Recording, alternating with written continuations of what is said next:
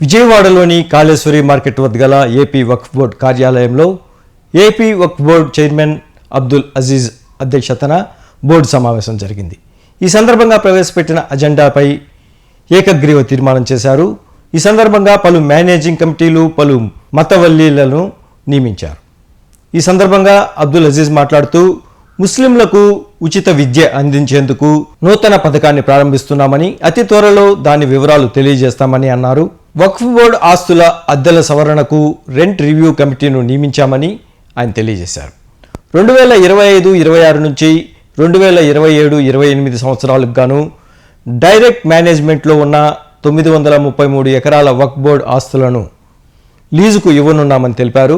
ఈ సమావేశంలో బోర్డు సభ్యులైన శాసనమండలి సభ్యులు మొహమ్మద్ రుహుల్లా, శాసనసభ్యులు మొహమ్మద్ నజీర్, అక్రమ్ ఇస్మాయిల్, అఫియా, ముక్రమ్ హుసేన్, దావూద్ బాషా, సిఈఓ మొహమ్మద్ అలీ, వక్ఫ్ అధికారులు పాల్గొన్నారు. విజయవాడలోని కాళేశ్వరి మార్కెట్ వద్ద గల ఏపీ వక్ఫ్ బోర్డు కార్యాలయంలో ఏపీ వక్ఫ్ బోర్డు చైర్మన్ అబ్దుల్ అజీజ్ అధ్యక్షతన బోర్డు సమావేశం జరిగింది.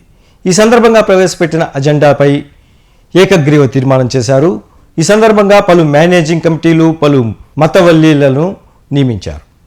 ఈ సందర్భంగా అబ్దుల్ అజీజ్ మాట్లాడుతూ ముస్లింలకు ఉచిత విద్య అందించేందుకు నూతన పథకాన్ని ప్రారంభిస్తున్నామని, అతి త్వరలో దాని వివరాలు తెలియజేస్తామని అన్నారు.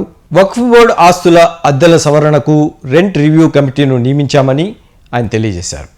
2025-26 నుంచి 2027-28 సంవత్సరాలకు గాను డైరెక్ట్ మేనేజ్మెంట్లో ఉన్న 933 ఎకరాల వక్ఫ్ బోర్డు ఆస్తులను లీజుకు ఇవ్వనున్నామని తెలిపారు.